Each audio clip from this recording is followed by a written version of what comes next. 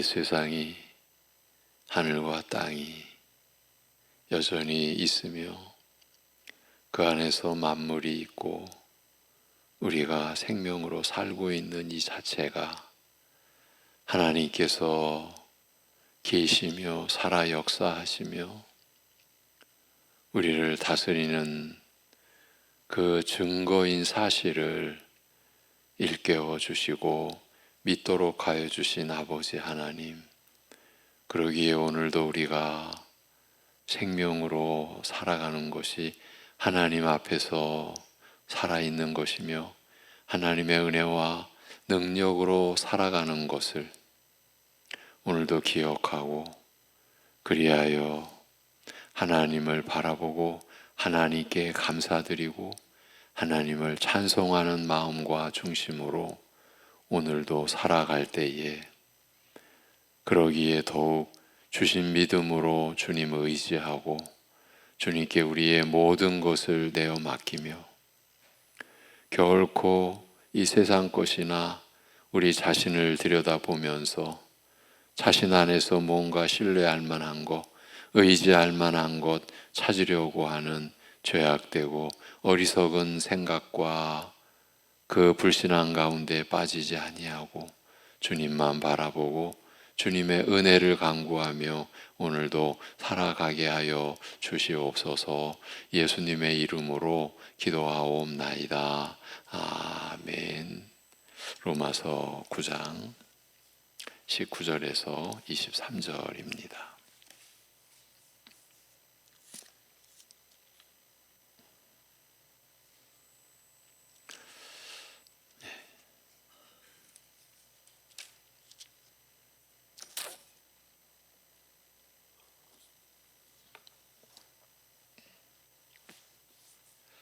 로마서 9장 19절에서 23절 같이 보시겠습니다. 오, 내가 내게 말하기를 그러면 하나님이 어찌하여 허물하시느냐, 누가 그 뜻을 대적하느냐 하리니, 이 사람아 내가 누구이기에 감히 하나님께 반문하느냐. 지음을 받은 물건이 지은 자에게 어찌 나를 이같이 만들었느냐 말하겠느냐. 토기장이가 진흙 한 덩어리로 하나는 귀히 쓸 그릇을 하나는 천히 쓸 그릇을 만들 권한이 없느냐. 만일 하나님이 그의 진노를 보이시고 그의 능력을 알게 하고자 하사 멸하기로 준비된 진노의 그릇을 오래 참으심으로 관용하시고 또한 영광 받기로 예비하신 바 긍휼의 그릇에 대하여 그 영광의 풍성함을 알게 하고자 하셨을지라도 무슨 말을 하리요. 아멘. 예. 이틀 전부터 이 본문을 보고 있습니다. 예, 오늘은 20절부터 이어가겠습니다. 이 사람아 내가 누구이기에 하나님께 항변하는가. 지음받은 것이 지으신 자에게 어찌 나를 이렇게 만들었는가라고 말하겠는가. 이렇게 바울 사도가 적고 있습니다.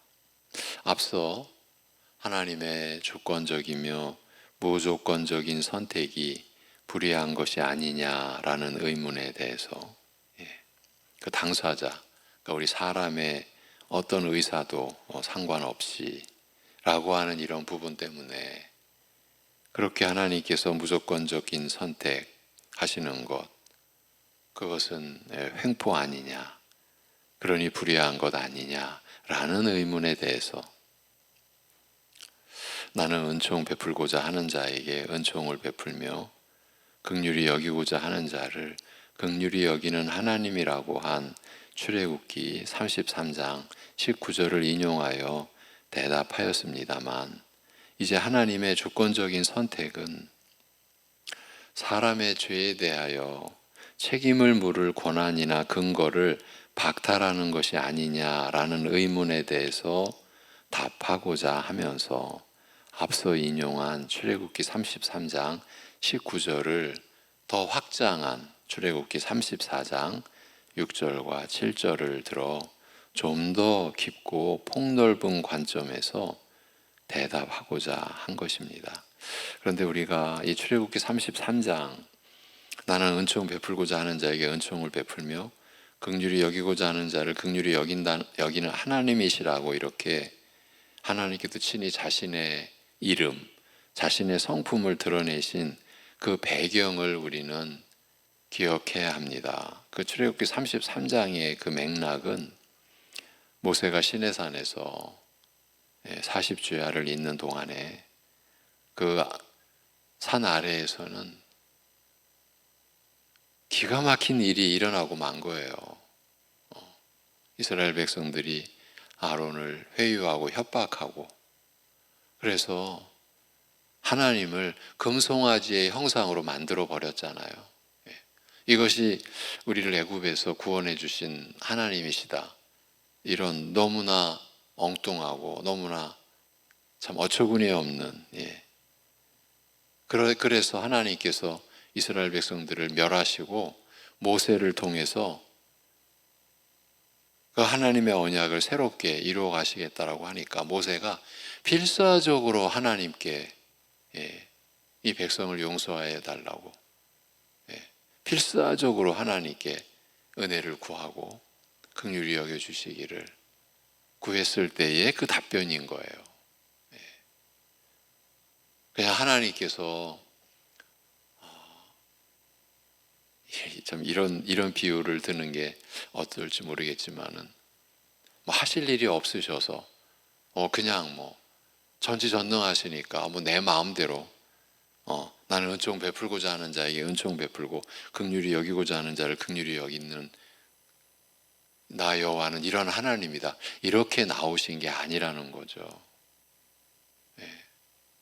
자신들이 어떠한 하나님께서 베푸시는 기사와 이적을 통하여서 애굽의 그 종살이에서 죽음과 방불한 그 노예 생활에서 벗어나서 그것도 바다를 마른 땅같이 걷고 광야에서 지금 불기둥 구름기둥의 인도하심과 만나와 메추라기에 반석에서 생수가 터져나오는 이런 하나님의 역사 속에 있으면서도 저들은 금송아지를 만들어 버릴 수 있었던 이런 패역한, 그래서 하나님께서 멸하고자 하셨을 때 모세가 필사적으로 하나님께 매달리며 간구한 그 이후에 하나님께서 저들을 긍휼히 여기시고 모세에게 하나님의 어떠하심을 드러내 주신 그 내용이에요. 이런 맥락을 우리가 가지고 언제나 들어가야 됩니다.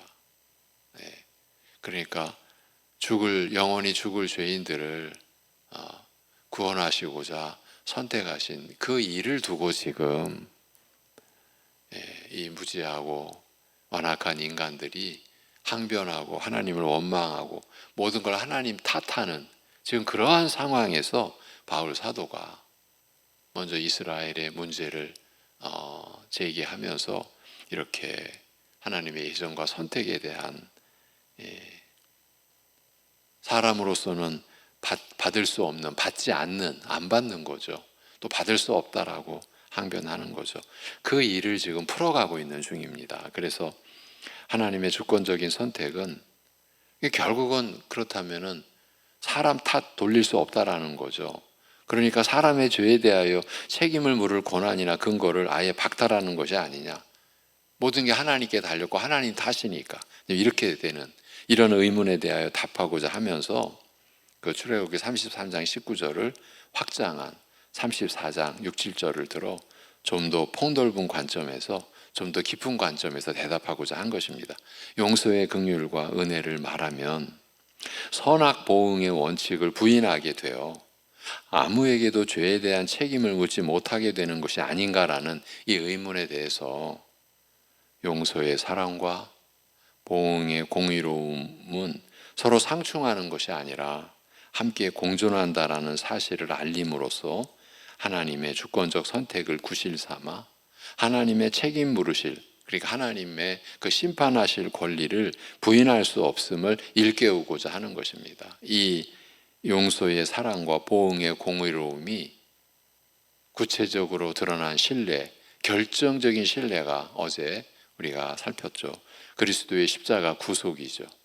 십자가에서 이루신 그리스도의 구속의 역사는 한면으로는 우리를 향하신 한없는 사랑, 용서의 은혜를 비춰주지만 또 한편으로는 이게 손바닥의 양면과 같이 뗄 수 없다라고 했어요. 한편으로는 공의로우신 하나님의 완벽한 계시, 영원한 계시, 이렇게 사실 하나님께서는 그 어떤 일에서도 공의로우심을 잃지 않으시며 따라서 보응과 심판의 권한이 전혀 훼손되지 않는 것에 대하여 이미 앞에서 로마서 전반부에서 확인해 주었습니다. 사람이, 들어보십시오. 이것도 기가 막힌 거예요. 사람이 그 불의함으로 오히려 하나님의 의로움을 드러나게 하는 경우, 사람의 입장에서 우리가 불의한 것으로 인해서, 죄악 가운데서 불의하게 행사하는 것으로 인해서 오히려 하나님의 의로움을 드러냈다. 이 얘기는 뭡니까? 우리의 불의함으로 하나님의 의로움을 드러냈다. 그에 대해서 하나님이 진노하시는 것은 불의하시다. 아니, 하나님의 의로우심을 드러내지 않았느냐. 비록 불의한 것으로 인한 것이지만 그렇다고 그에 대해서 책임을 물으실 수 있냐? 하나님의 의로움을 드러냈지 않느냐? 여러분, 이렇게까지 지금 얘기가 되는 거예요. 그것에 대해서 하나님이 진노하시는 것, 그건 불의하시다라는 그 항변을 일축하되, 만일 그러하면 하나님께서 어찌 세상을 심판하시리요라고 한 반문, 이 기록이 로마서 3장 6절입니다. 이미 앞에서 이 점을 확인해 주고 있습니다. 하나님의 공의로우심은 그 어떤 일에서도 상실되지 않고 따라서 보응과 심판의 권한이 전혀 훼손되지 않는다는 거죠. 그리고 온 세계를 다스리시며 선악간의 책임으로 보응하시고 심판하시는 재판장으로서 여러분 기억하셔야 됩니다. 이 세상의 불의함이 그냥 넘어가는 게 아닙니다. 그냥 덮여지네. 저렇게 불의하게 살아도 아무 상관이 없는 거 아니야? 괜찮은 것 아니야? 이 절대 하나님 나라의 관점에서, 우리 신자의 믿음의 관점에서는 그건 취할 수가 없는, 그건 그저 세상에 자신들의 죄악을 덮어버리고 가리려고 하는 그런 몸짓에 불과한 것이죠. 하나님 온 세계를 다스리십니다. 하나님은 선악간의 책임으로 보응하시고 심판하시는 재판장으로서 하나님의 그 공의로우심이 어떤 경우에도 부인될 수 없음을 밝힌 이 말씀은 결국 하나님께서 세계를 지으신 창조주로서 가지시는 절대적 권한으로 귀결될 수밖에 없습니다. 우리 신자들의 믿음이 바로 이러한 내용을 취하고 있는 거죠. 하나님께서 세계를 지으신 창조주로서 가지시는 절대적인 권한으로 하나님의 공의로우심이 어떤 경우에도 부인될 수 없음을 밝힌 이 말씀이 귀결될 수밖에 없다는 거예요. 하나님의 세계 통치는 창조주의 절대적 권한에 그 근원과 근본을 두고 있으며 로마서 3장 6절은 하나님께서 이 절대적인 권한을 사용하심에 있어서 어떤 경우에도 공의로움을 잃지 않으신다는 사실을 확인해 줄 뿐입니다. 창조주의 절대적인 권세로 통치하심에도 하나님의 다스림에서 어떤 불의나 부당함도 찾지 못하며 전횡이나 횡포 대신 한없는 인자와 선하심을 당연한 것으로 기대하게 되는 이유는 하나님께서는 선하시기 때문이며, 이런 성품은 지으신 것마다 한결같이 선하였다는 사실에서, 그리고 만드신 것들을 축복하신 것에서 명백하게 드러났습니다. 오늘 말씀에서 창조주와 피조물의 관계를 들어 하나님의 주권적인 선택에 관한 의문에 대답하고자 한 것은 바로 이런 배경에서라고 할 수 있습니다. 여러분, 우리는 피조물입니다. 절대로 잊어서는 안 됩니다. 그래서 피조물인 우리는 이 있는 이 자체, 이 존재하는 이 자체가 창조주이신 하나님께 의존된 존재, 절대 의존된 존재인 거예요. 그런데 우리가 이걸 잊고 살잖아요. 자기가 주인 행세하잖아요. 너무나 당연하잖아요. 나잖아, 내가 살잖아. 뭐 이렇게 나오는 거죠. 내가 내 주인이다. 이러한 심사 속에 창조주는 아니 계신 거죠. 그러나 우리는 하나님의 그 한없는 은총과 긍휼로 우리가 있어야 할 제자리, 그러니까 피조물의 자리에 우리가 있게 된 거죠. 그래서 우리는 이제 느끼고 믿고 알게 되는 거죠. 하나님을 절대 의존해야 될 존재라고요. 예. 이런저런 구실로 하나님의 책임 물으실 권한을 문제 삼으려는, 하나님의 주권적이고 무조건적인 선택을 빌미 삼아서 하나님의 책임 물으실 권한을 문제 삼으려는 이 생각 자체가 불경스러운 것을 일깨우고자 창조주 하나님과 피조물인 인간의 관계를 들어 이렇게 묻고 있습니다. 이 사람아, 내가 누구냐? 이렇게 묻죠. 이 사람아, 내가 누구이기에 하나님께 항변하는가? 지음 받은 것이 지으신 자에게 어찌 나를 이렇게 만들었는가라고 말하겠는가? 이 항변하는가라고 번역하였습니다만, 이제 우리말로는 반문하느냐 이렇게 돼 있죠. 항변하느냐, 반문하느냐. 그런데 원래 이 말은 대꾸하다라는 뜻이에요. 항변하다, 반문하다. 본래 뜻은 대꾸하다. 설명을 붙인다면 이제 우리식으로 표현해서 또박또박 대꾸하며 따지다, 이런 뜻에 가까울 것입니다. 그러니까 피조물이 창조주에게 또박또박 대꾸하며 지금 따지고 있는 그걸 묘사한 거예요. 어찌하여 대꾸하는가라는 이 반문은 결국 사람은 하나님의 어떠한 처사에 대해서도 왜 이렇게 하셨는가라고 이렇게 저렇게 따질 수 있는 처지가, 또박또박 대꾸하며 따질 수 있는 처지가 아니라는 뜻입니다. 성경이 하나님의 이런 절대적 권세에 대하여 흔히 설명하되, 하나님은 누구도 하나님에게 왜 이렇게 하셨는가라고 묻고 따질 수 없는 분이라고 말합니다. 이런 대표적인 구절이 욥기에 있습니다. 이사야 선지자도. 창조주와 피조물의 관계는 이처럼 절대적이라, 이게 상대적인 게 아닙니다. 피조물과 창조주와 피조물의 관계는 절대적이라, 창조주께서 정하시면 설사 인격적 피조물이라 할지라도, 인격적 피조물로 사람을 지으신 것도 하나님의 주권에 근거하여 하나님께서 우리를 그렇게 지으신 것 아닙니까? 창조주께서 정하시면 설사 인격적 피조물이라 할지라도 그대로 따라야 하며 책임을 져야 하는 관계인 것입니다.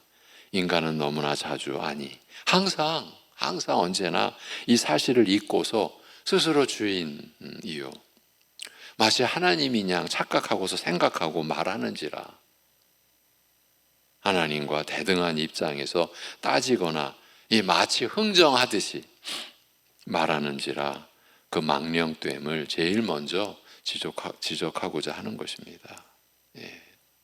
하나님께서 나를 지으신 창조주시오, 나는 그의 피조물이라는 사실 앞에서 왜 나를 이렇게 하셨는가라는 항변은 힘을 잃고 무너질 수밖에 없습니다. 이 사실의 의미를 하나하나 알리실 때마다 항변은, 그러니까 대꾸하는 것은 슬그머니 물러나 이 모습을 감추게 되며 나를 지으신 창조주 앞에서 나는 어떠해야 하는지 하나씩 일깨울 때마다 나는 할 말을 잃게 되는 것입니다. 통이장이와 그릇의 관계, 우리에게 친숙하여 너무나 당연하게 이해되고 받아들여지는 그 예를 빌려 하나님과 사람의 관계를 설명하고자 이렇게 말합니다. 21절입니다. 혹은 통이장이가 그의 그가 흙덩이를 가지고 있습니다. 그 흙덩이를 가지고 귀중하게 쓸 그릇과 그냥 천하게 아무렇게나 쓸 그릇을 만들 권한이 없겠느냐. 토기장이가 똑같은 흙으로 자기 원하는 모양과 용도대로 그릇을 만드는 것을 따질 사람도 없거니와 그릇이 나서서 그 만들어진 그릇이 나서서 왜 나를 이렇게 만들었느냐라고 탓한다는 것은 있을 수 없는 일이지 않습니까? 지금 이런 예를 빌려서 하나님과 창조주와 피조물인 사람의 관계를 설명하고 있는 것입니다. 우리의 완악함과 무지를 이렇게 또 일깨워주고 밝혀주시는 것이죠.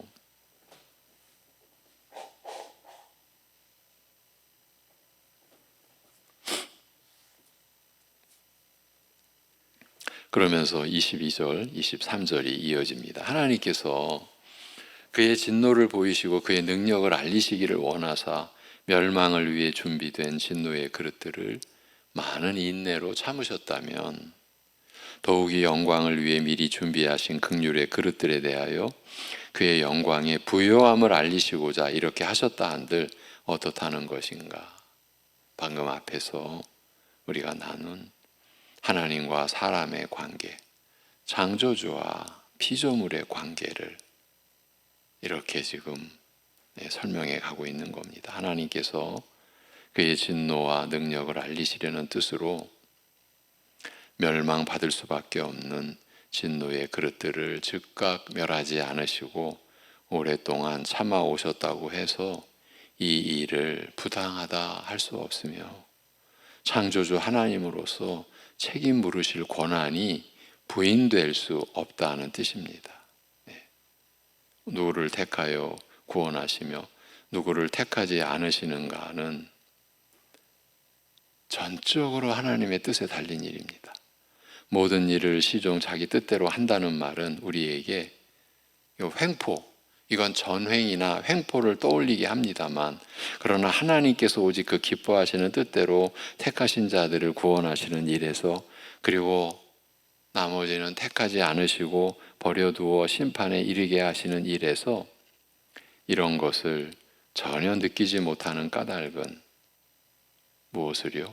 전횡이나 횡포를 전혀 느끼지 못하는 까닭은 어디에서도 불의나 부당함을 찾을 수 없기 때문입니다. 하나님의 행사에서는 그 어떤 일에서도 불의나 부당함을 찾을 수 없는 겁니다. 무엇보다 하나님의 선택은 처음부터 마지막까지 전체가, 전 과정이 은총과 긍휼이었습니다.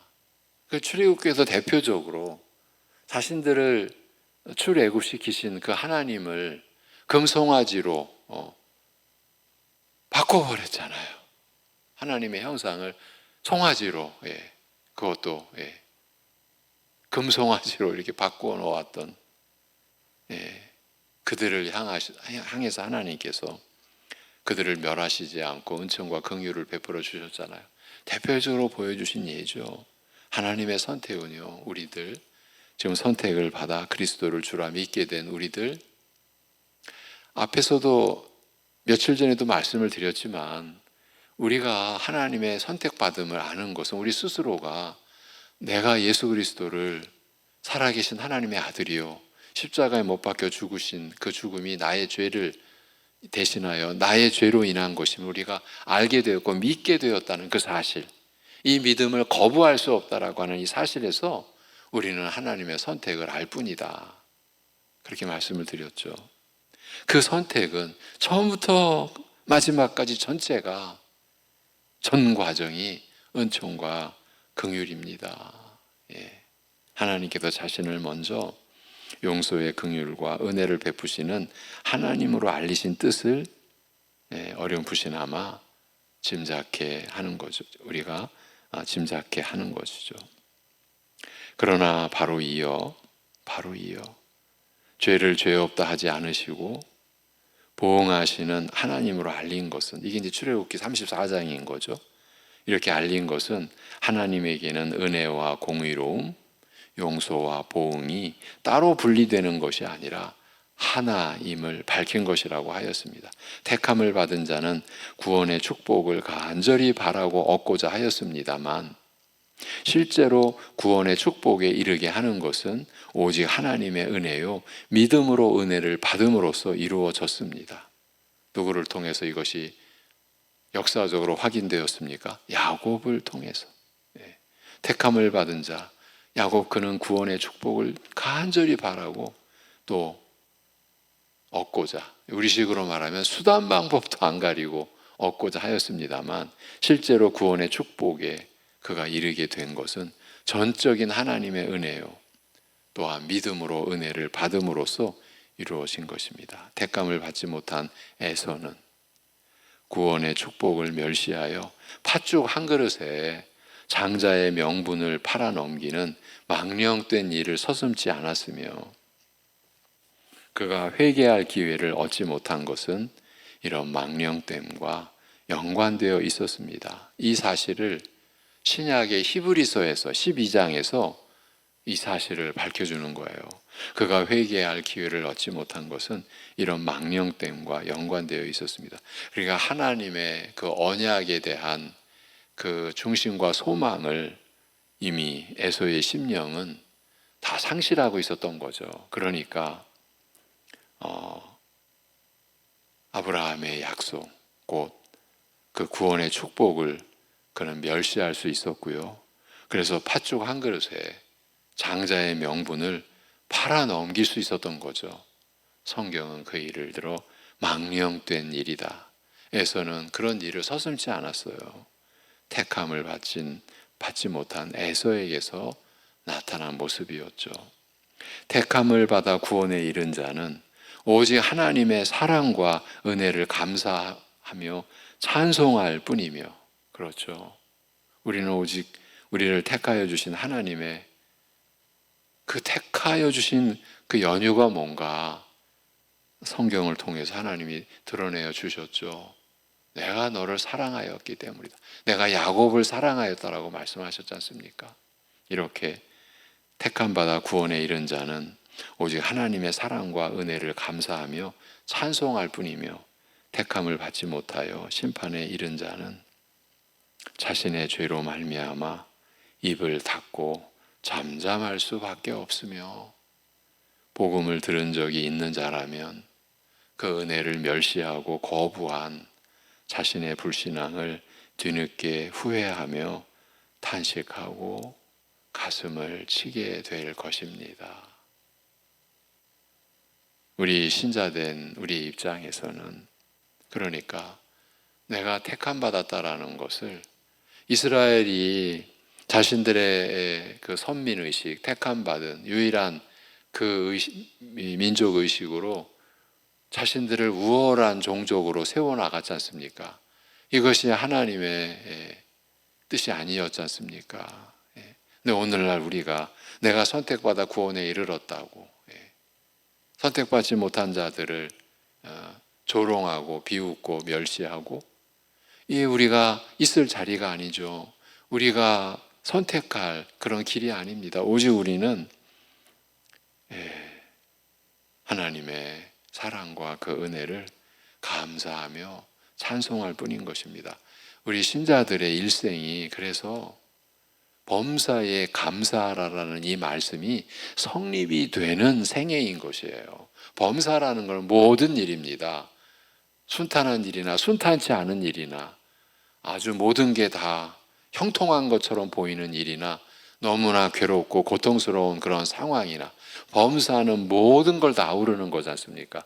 그런데 성경은 우리에게 범사에 감사하라라는 명령이 주어져요. 근데 이 명령이 성립이 되는 거예요. 특히 하나님의 선택과 유기라는 이 엄연한 진리의 말씀 앞에서 놀랍게도 항상 기뻐하라, 쉬지 말고 기도하라, 범사에 감사하라, 이는 너희를 향하신 그리스도 예수 안에서 너희를 향하신 하나님의 뜻이니라고 하는 이 말씀이 틀림없는 선하신 하나님의 말씀인 거예요. 그게 말씀으로 성립이 되는 거예요. 일반적으로 말하면 아니 어떻게 항상 기뻐하냐, 어떻게 모든 일에서 우리가 감사할 수 있냐, 바로 어제도 오늘도 경험할 터인데 감사할 수 없는 그런 상황이 우리에게 일어나는 게 매일매일인데 우리는 이렇게 항변할 수 있는 거죠. 이렇게 대꾸하고 따지고 들 수 있는 거죠. 그런데 이러한 진리 안에서, 이러한 은혜 안에서 우리가 범사에 감사하라는 말씀이 성립이 되는 걸 우리가 인정하지 않을 수가 없는 거죠. 오늘 말씀도 그런 거예요. 택함 받아 우리는 구원에 이른 자들입니다. 오직 그 하나님의 사랑과 은혜를 우리는 감사하면서요, 우리가 때로는 육신적으로는 감사할 수 없을 것 같은 상황 속에서도요, 우리는 영생의 길을 가고 있잖아요. 그 드러난 일이 우리를 망하게 하는, 우리를 지옥 가게 하는 일이 아니잖아요. 우리는 이미 영생을 지닌 자예요. 이것이 하나님의 말씀이 우리에게 주는 위로요 소망이며 또 권능인 것이죠. 믿음으로 담대하게 살아갈 수 있게 하는. 오늘 여기까지입니다. 기도하겠습니다. 하나님 아버지,